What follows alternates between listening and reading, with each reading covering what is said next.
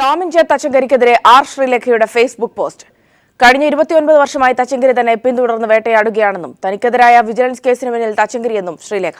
വിവരങ്ങളുമായി ജീവൻ കുമാർ ചേരുന്നുണ്ട്. ജീവൻ, എന്തൊക്കെ കാര്യങ്ങളാണ് ഫേസ്ബുക്ക് പോസ്റ്റിൽ ശ്രീലേഖ പറഞ്ഞിട്ടുള്ളത്? ADGP ആർ ശ്രീലേഖയുടെ പോസ്റ്റാണ് സൗമ്യ ഇതിനോടകം വിവാദമായിരിക്കുന്നത്. തന്റെ സഹ ബാച്ചിൽപ്പെട്ട മറ്റൊരു IPS ഓഫീസറായ ടോമിൻ ജെ തച്ചങ്കരിക്കെതിരായിട്ടാണ് ആർ ശ്രീലേഖ ഫേസ്ബുക്ക് പോസ്റ്റിലൂടെ കുറിച്ചിരിക്കുന്നത്. കഴിഞ്ഞ 29 വർഷമായി തച്ചങ്കരി തന്നെ പിന്തുടർന്ന് വേട്ടയാടുകയാണെന്നാണ് പറയുന്നത്. തനിക്കെതിരായ കഴിഞ്ഞ ദിവസം തൃശൂർ വിജിലൻസ് കോടതിയിൽ നിന്നും ആർ ശ്രീലേഖയ്ക്കെതിരെ കേസെടുക്കുന്നതിന് തൃശൂർ വിജിലൻസ് കോടതി ഉത്തരവിട്ടിരുന്നു. സ്വകാര്യ സ്കൂൾ ബസ്സിനായി അനുവദിച്ച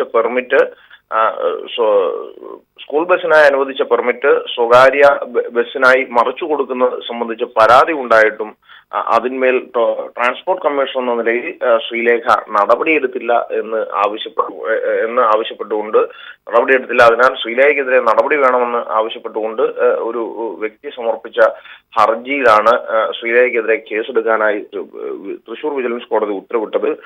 ഈ പശ്ചാത്തലത്തിൽ കൂടിയാണ് ഇപ്പോൾ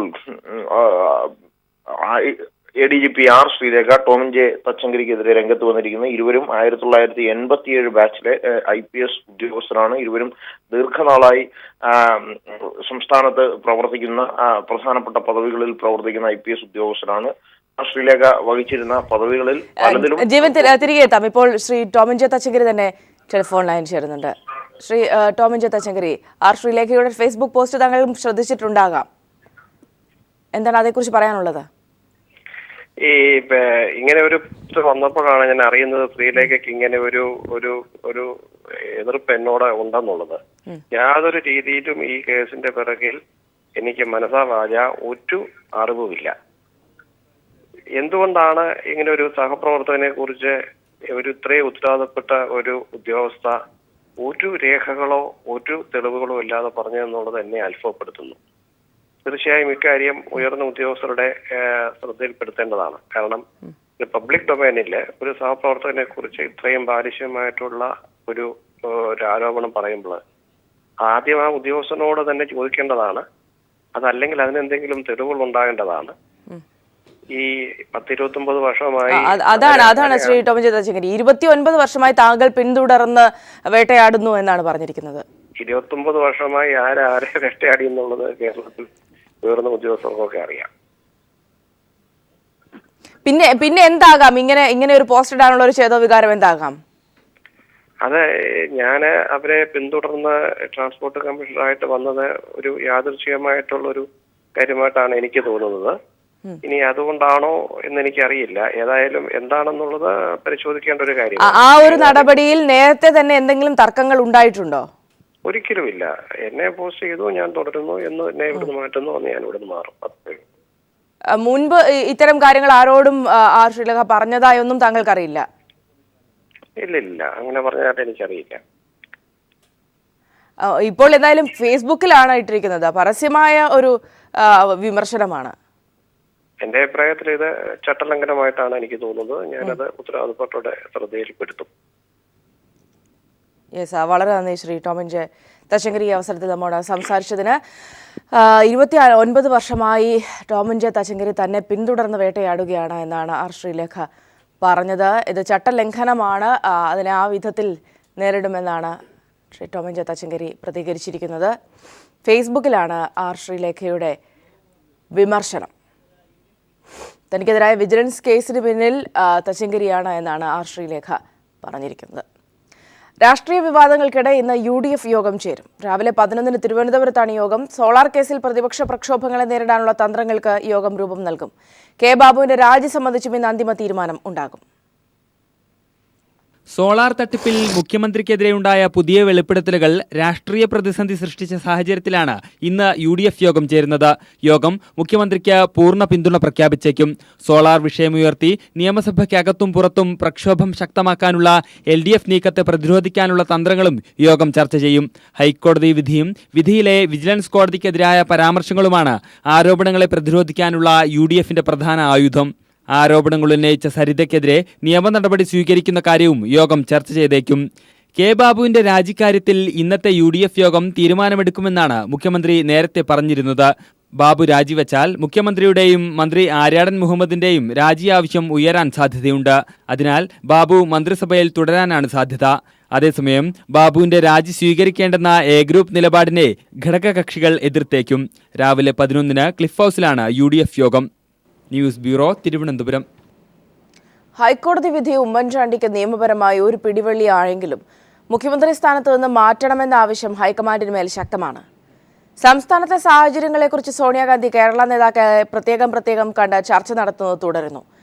ആദർശ് കുംഭകോണത്തിൽ ആരോപണ വിധേയനായപ്പോൾ തന്നെ മഹാരാഷ്ട്ര മുഖ്യമന്ത്രി അശോക് ചവാൻ രാജി സമർപ്പിച്ച കാര്യം ഐ ഗ്രൂപ്പ് ഹൈക്കമാൻഡിനോട് ചൂണ്ടിക്കാട്ടുന്നു.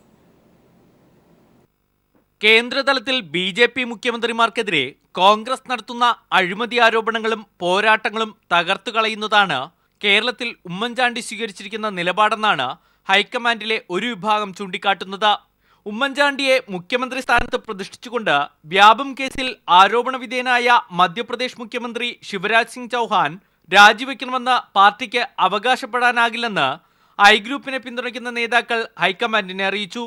കൂടാതെ മഹാരാഷ്ട്ര മുഖ്യമന്ത്രി അശോക് ചവാൻ രാജിവെച്ച കാര്യവും അവർ അറിയിക്കുന്നുണ്ട്.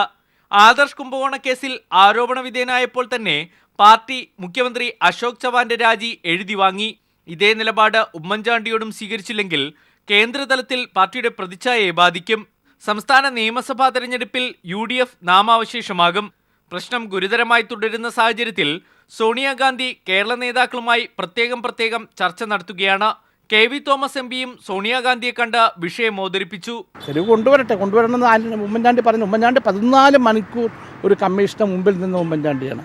അതേസമയം ഉമ്മൻചാണ്ടിക്കെതിരെ വിധി പുറപ്പെടുവിച്ച വിജിലൻസ് ജഡ്ജിയെ അധിക്ഷേപിച്ച പാർട്ടി നടപടികൾ സ്ഥിതിഗതികൾ കൈവിട്ടുപോകാൻ കാരണമാകുമെന്നാണ് ഹൈക്കമാൻഡ് നിരീക്ഷണം. That Indian National Congress does not believe that judgments of court should be subject matter of any agitational activity.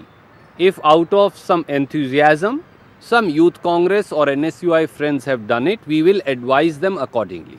I ഗ്രൂപ്പും VM സുധീര വിഭാഗവും ഉമ്മൻചാണ്ടിക്കെതിരെ പോരാട്ടവുമായി നിൽക്കുന്നതും ഹൈക്കമാൻഡിനെ കുഴപ്പിക്കുന്നുണ്ട്. ഹൈക്കമാൻഡിൽ നിന്നും ഉമ്മൻചാണ്ടിക്കെതിരായ രാഷ്ട്രീയ സമ്മർദ്ദം ശക്തമാവുകയാണ്. കേരള നേതാക്കളെ പ്രത്യേകം വിളിച്ച് നിലപാടറിയുകയാണ് ഇപ്പോൾ സോണിയാഗാന്ധി ചെയ്യുന്നത്. ദില്ലിയിൽ സോണിയാഗാന്ധിയുടെ വസതിക്ക് മുമ്പിൽ നിന്നും ക്യാമറമാൻ രാജീവ് കണ്ണാടിക്കൊപ്പം സന്തോഷ് സർലിംഗ്. സോളാർ അഴിമതി വിഷയം ദേശീയതലത്തിൽ കോൺഗ്രസിനെതിരെയുള്ള ആയുധമാക്കാൻ ഒരുങ്ങുകയാണ് BJP. വരുന്ന ബജറ്റ് സമ്മേളനത്തിൽ മുഖ്യമന്ത്രി ഉമ്മൻചാണ്ടിക്ക് സംരക്ഷണം നൽകുന്ന ഹൈക്കമാൻഡ് നിലപാട് പാർലമെന്റിൽ ഉന്നയിക്കുമെന്ന് BJP നേതൃത്വം അറിയിച്ചു. സോളാർ കുംഭകോണത്തിൽ CBI അന്വേഷണ ആവശ്യം കോടതിയെ സമീപിക്കുമെന്ന് BJP നേതാക്കൾ വ്യക്തമാക്കി. ദില്ലിയിൽ വെച്ച് പണം കൈമാറിയെന്ന് സരിത വ്യക്തമാക്കിയതോടെ BJP അനുകൂല സംഘടന നൽകിയ പരാതിയിൽ ദില്ലി പോലീസ് പ്രാഥമിക അന്വേഷണം ആരംഭിച്ചു. വ്യാപമഴിമതിയിൽ BJP മുഖ്യമന്ത്രി ശിവരാജ് സിംഗ് ചൗഹാനെതിരെയും ലളിത് മോദി വിവാദത്തിൽ മധ്യപ്രദേശ് മുഖ്യമന്ത്രി വസുന്ധര രാജെ സിന്ധ്യക്കെതിരെയും നടപടി ആവശ്യപ്പെട്ടാണ് ഇക്കഴിഞ്ഞ പാർലമെന്റ് സമ്മേളനം കോൺഗ്രസ് സ്തംഭിപ്പിച്ചത്. എന്നാൽ കോടികളുടെ സോളാർ കുംഭകോണത്തിൽ മുഖ്യമന്ത്രി ഉമ്മൻചാണ്ടിയെ സംരക്ഷിക്കുന്ന നിലപാടാണ് ഹൈക്കമാൻഡ് സ്വീകരിച്ചത്. സ്വന്തം തട്ടകത്തിൽ അഴിമതിക്കാരനായ നേതാവിനെ സംരക്ഷിക്കുന്ന കോൺഗ്രസ് ഇരട്ടത്താപ്പ് പാർലമെന്റിൽ ചർച്ചയാക്കാൻ ഒരുങ്ങുകയാണ് BJP കേന്ദ്ര നേതൃത്വം. ഇതിന്റെ സൂചനകളും BJP നേതാക്കൾ നൽകി കഴിഞ്ഞു. At the moment, we are demanding the immediate resignation of the Chief Minister, of his whole cabinet. Chandni ചൗക്കിൽ തോമസ് കുരുവിളയ്ക്ക് പണം കൈമാറിയെന്ന് സരിത വെളിപ്പെടുത്തിയതോടെ കത്വാലി പോലീസ് സ്റ്റേഷനിൽ BJP അനുകൂല സംഘടനയായ നവോദയ പരാതി നൽകിയിരുന്നു. ഇതിന്മേൽ പ്രാഥമിക അന്വേഷണം ആരംഭിച്ചതായി ദില്ലി പോലീസ് ഉദ്യോഗസ്ഥർ അറിയിച്ചു. ദില്ലി പോലീസ് കമ്മീഷണർ BS ബസിക്കും പരാതി നൽകിയിട്ടുണ്ട്. അതേസമയം സോളാർ അഴിമതിയിൽ CBI അന്വേഷണം എന്ന ആവശ്യം BJP നേതാവ് O രാജഗോപാൽ കേന്ദ്ര ആഭ്യന്തരമന്ത്രി രാജ്നാഥ് സിംഗിനെ അറിയിച്ചു. ഒരു നിഷ്പക്ഷമായിട്ടുള്ള അന്വേഷണം നടത്താൻ വേണ്ടി CBIയുടെ നേതൃത്വത്തിലുള്ള ഒരു അന്വേഷണം തന്നെ നടക്കണം. സർക്കാർ തയ്യാറാകുന്നില്ലെങ്കിൽ CBI അന്വേഷണവുമായി കോടതിയെ സമീപിക്കുമെന്നും BJP വ്യക്തമാക്കി. വരുന്ന ബഡ്ജറ്റ് സമ്മേളനത്തിലടക്കം കോൺഗ്രസിനെതിരെയുള്ള മൂർച്ചയേറിയ ആയുധമായി സോളാർ വിഷയം ഉയർത്തിക്കാട്ടാൻ തന്നെയാണ് BJP കേന്ദ്ര നേതൃത്വത്തിന്റെ തീരുമാനം. മുഖ്യമന്ത്രി ഉമ്മൻചാണ്ടിയെ സോളാർ കമ്മീഷൻ വീണ്ടും വിസ്തരിക്കണമെന്ന ആവശ്യമുയർന്നു. മുഖ്യമന്ത്രിയുടെ 14 മണിക്കൂർ നീണ്ട മൊഴിയുടെ വൈരുദ്ധ്യങ്ങൾ സരിത കമ്മീഷനിൽ നൽകിയ മൊഴിയുടെ പുറത്തുവന്ന സാഹചര്യത്തിലാണിത്. സലിം രാജിന്റെ ഫോൺ വിളിയുടെ വിശദാംശങ്ങൾ പുറത്തുവിടാതിരുന്നതിന് പിന്നിലും മുഖ്യമന്ത്രി തന്നെയാണെന്ന് വ്യക്തമായി കഴിഞ്ഞു. ടീം സോളാറിനെയോ സരിതയോ തനിക്ക് പരിചയമില്ലെന്നായിരുന്നു മുഖ്യമന്ത്രി ആദ്യം പറഞ്ഞിരുന്നത്. ഇത് തന്നെ കമ്മീഷൻ മൊഴിയെടുപ്പിലും മുഖ്യമന്ത്രി ആവർത്തിച്ചു. എന്നാൽ മൊഴിയുടെ 25-ാം പേജിലേക്ക് എത്തുമ്പോൾ സരിതയെ നേരത്തെ കണ്ടിരുന്നതായി മുഖ്യമന്ത്രി പറയുന്നുണ്ട്. All India lawyers union Kerala ഘടകം സെക്രട്ടറി അഡ്വക്കേറ്റ് ബി രാജേന്ദ്രൻ മുഖ്യമന്ത്രി തന്നെ സമ്മതിച്ചു. 2012 ജൂലൈ മാസം 9-ാം തീയതി രാത്രിയിൽ മല്ലേലിൽ ശ്രീധരൻ നായർ എന്നെ വന്ന് കണ്ടു. ADGP ഹേമേന്ദ്രൻ കമ്മീഷൻ മുമ്പാകെ പറഞ്ഞു. അന്നേ ദിവസം ടെന്നി ജോപ്പനും അതോടൊപ്പം തന്നെ സരിതാ നായരും ശ്രീധരൻ നായരും സെക്രട്ടേറിയറ്റിലുണ്ട്. മുഖ്യമന്ത്രി തന്നെ കമ്മീഷൻ മുമ്പാകെ സമ്മതിച്ചു. അന്നേ ദിവസം ടീം സോളാറിൻ്റെ ഒരു ചെക്ക് 2 ലക്ഷം രൂപയുടെ എനിക്ക് കിട്ടി. ഇത് മാത്രം മതിയല്ലോ മുഖ്യമന്ത്രി കളവ് പറഞ്ഞ് തെളിയിക്കാൻ. സലിം രാജിന്റെ ടെലിഫോൺ രേഖകൾ പുറത്തു വന്നാൽ വെട്ടിലാകുമെന്നറിയാവുന്നതിനാൽ മുഖ്യമന്ത്രി തന്നെയാണ് AG വഴി ഈ നീക്കവും തടഞ്ഞത്. സലിം രാജിനെ വിസ്തരിച്ചപ്പോൾ ഞാൻ വളരെ കൃത്യമായി ചോദിച്ചു, ഈ ടെലിഫോൺ രേഖ പുറത്തു കൊടുക്കുന്നതിൽ നിങ്ങൾക്ക് വിരോധമുണ്ടായിരുന്നില്ല? ഒരു വിരോധമില്ല. സലിം രാജിന് ആക്ഷേപമില്ലെങ്കിൽ പിന്നെ ആരെ ആക്ഷേപം? ആ ഫോണിലൂടെ സംസാരിച്ച മുഖ്യമന്ത്രി സരിതയുമായി സംസാരിച്ച വിവരം വരും, ബിജു രാധാകൃഷ്ണനുമായി സംസാരിച്ച വിവരം വരും. തമ്പാനൂർ രവിയുടെ ഫോൺ കോൾ വിവരം പുറത്തു വന്നതോടെ സരിത പറയുന്നതാണ് ശരിയെന്ന് വ്യക്തമായ സാഹചര്യത്തിൽ മുഖ്യമന്ത്രിയെ വീണ്ടും വിസ്തരിക്കണമെന്ന ആവശ്യം ശക്തമാവുകയാണ്. News bureau, Kochi. മന്ത്രിയായി തുടരാൻ കെ ബാബുവിന് മേൽ സമ്മർദ്ദമേറുന്നു. ബാബു മന്ത്രിയായില്ലെങ്കിൽ തങ്ങളുടെ പ്രതിച്ഛായയ്ക്ക് മങ്ങലേക്കുമെന്ന തിരിച്ചറിവിലാണ് ബാബുവിന് മേൽ മുഖ്യമന്ത്രിയും ആര്യാടനും സമ്മർദ്ദം ചെലുത്തുന്നത്. എന്നാൽ ധാർമ്മികതയുടെ പേരിൽ രാജിവെച്ച് താൻ ഇനി മന്ത്രിയാവുന്നില്ല എന്നാണ് ബാബുവിന്റെ നിലപാട്. വിജിലൻസ് കോടതി വിധി സ്റ്റേ ചെയ്ത വാർത്ത പുറത്തു വന്ന ശേഷം മാധ്യമപ്രവർത്തകരോട് സംസാരിക്കുന്നതിനിടയിലാണ് കെ ബാബുവിനെ തടഞ്ഞുകൊണ്ട് ആര്യാടൻ മുഹമ്മദ് രംഗത്ത് വന്നത്. ധാർമ്മികതയുടെ പേരിൽ രാജിവെച്ച കെ ബാബു മന്ത്രിയായി തുടരുമോ എന്ന ചോദ്യത്തിന് കെ ബാബു നൽകിയ മറുപടി തുടരില്ല എന്നായിരുന്നു. എന്നാൽ കെ ബാബു ഇപ്പോഴും മന്ത്രിയാണെന്നും ഇനിയും മന്ത്രിയായി തുടരുമെന്നാണ് ആര്യാടൻ മുഹമ്മദ് കെ ബാബുവിനെ തടഞ്ഞുകൊണ്ട് പറഞ്ഞത്.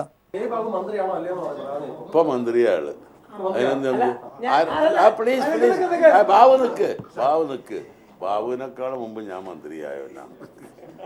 ബാബു സാങ്കേതികമായി ഇപ്പോൾ മന്ത്രിയാണ്. ബാബു സ്വയമായ ബാബുവിൻ്റെ രാജി സ്വീകരിച്ചിട്ടില്ല. അത് ഞങ്ങളുടെ പാർലമെന്ററി ബോർഡ് മുഖ്യമന്ത്രി ഉണ്ടാക്കി അത് ഞങ്ങളുടെ മുഖ്യമന്ത്രി പാർലമെന്ററി ബോർഡിൽ ആലോചിച്ചു. കെ ബാബുവിൻ്റെ രാജി മുഖ്യമന്ത്രി ഗവർണർക്ക് കൈമാറിയാൽ മുഖ്യമന്ത്രിക്കും ആര്യാടനും മന്ത്രിസ്ഥാനത്ത് തുടരാൻ കഴിയില്ല.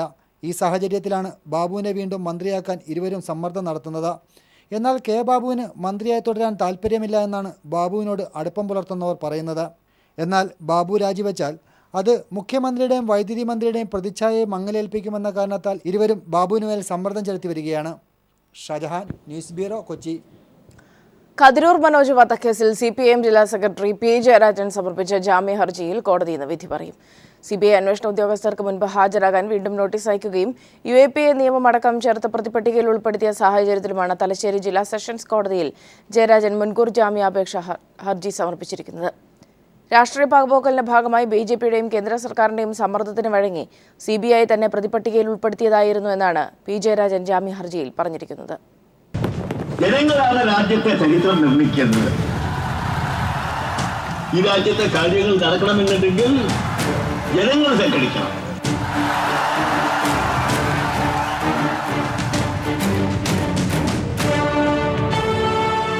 ചരിത്രം ഒരു ഓർമ്മപ്പെടുത്തലാണ്, ഒപ്പം ഭാവിയിലേക്കുള്ള ഒരു തിരുത്തൽ രേഖയും.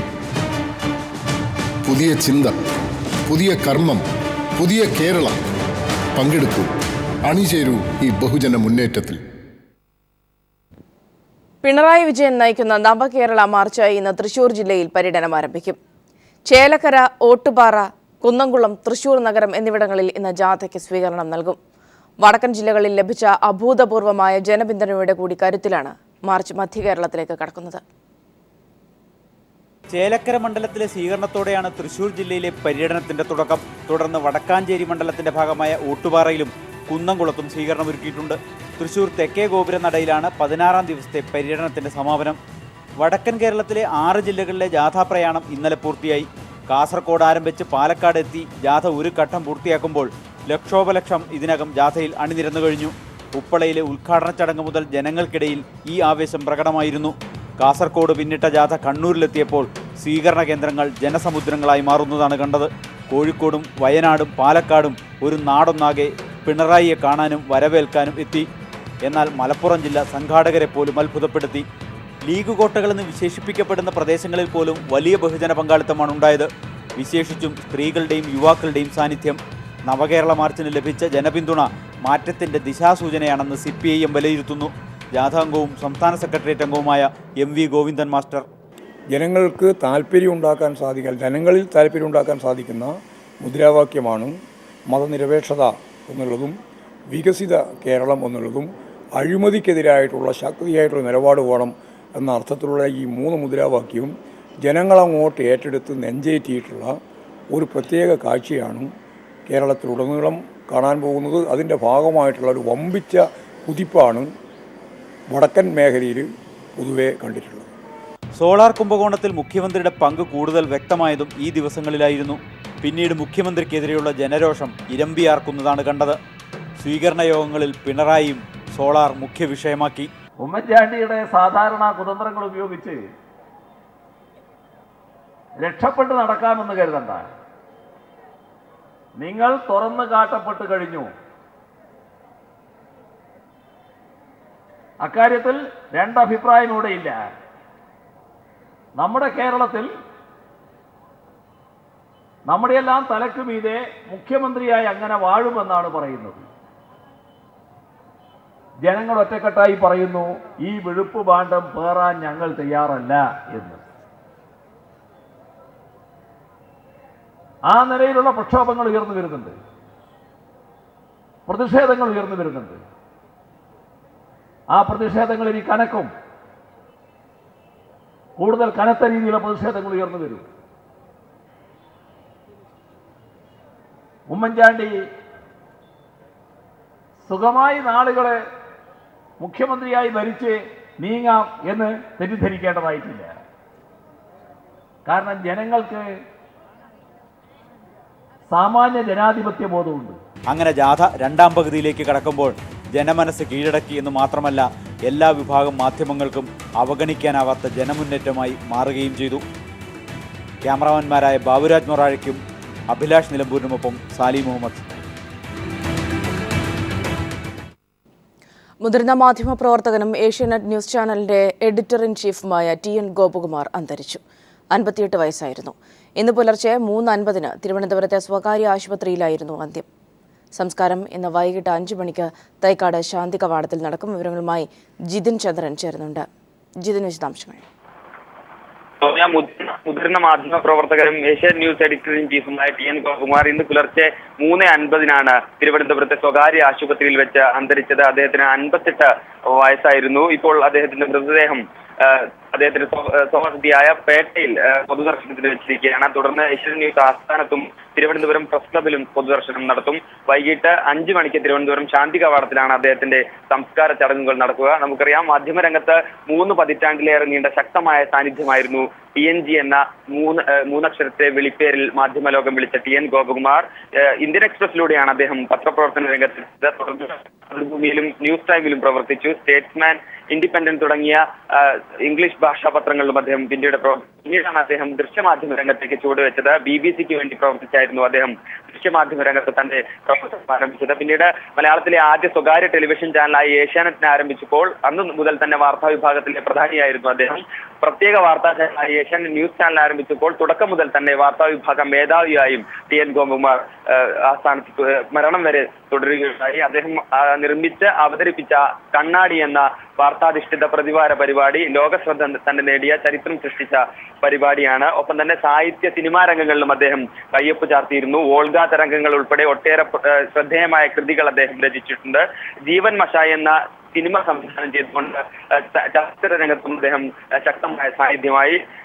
കേരള സാഹിത്യ അക്കാദമിയുടെ ഉൾപ്പെടെ നിരവധി പുരസ്കാരങ്ങളും അദ്ദേഹം നേടിയിട്ടുണ്ട്. ഒപ്പം തന്നെ മാധ്യമരംഗത്തിന് വലിയൊരു നഷ്ടം തന്നെയാണ് TN ഗോപകുമാറിന്റെ മരണം എന്ന് തന്നെ പറയേണ്ടിയിരിക്കുന്നു. മാധ്യമരംഗത്തെ അധികായനായി വാഴുമ്പോഴും വലിപ്പച്ചെറുപ്പ വ്യത്യാസമില്ലാതെ മാധ്യമരംഗത്തും വലിയ സൗഹൃദങ്ങൾ കാത്തു സൂക്ഷിച്ചിരുന്ന ആളാണ് TN ഗോപകുമാർ. ഒപ്പം തന്നെ കേരളത്തിന്റെ ചരിത്രത്തിന്റെ ഭാഗമായ ഒട്ടേറെ സംഭവ വികാസങ്ങൾക്ക് നേർസാക്ഷ്യം വഹിച്ച മാധ്യമരംഗത്തെ ദൃശ്യമാധ്യമ രംഗത്തെ കുലപതി തന്നെയായിരുന്നു TN ഗോപകുമാർ. ജിതിൻ ചന്ദ്രനാണ് വിവരങ്ങൾ നൽകിയത്. TN ഗോപകുമാറിന്റെ നിര്യാണത്തിൽ Kairali TV managing director John Brittas അനുശോചനം അറിയിച്ചു. മാധ്യമപ്രവർത്തനത്തിൽ ഉടനീളം ധാർമ്മികതയും സർഗാത്മകതയും പുലർത്തിയ വ്യക്തിയാണ് TN ഗോപകുമാർ എന്ന് ജോൺ ബ്രിട്ടാസ് അനുശോചന സന്ദേശത്തിൽ പറഞ്ഞു.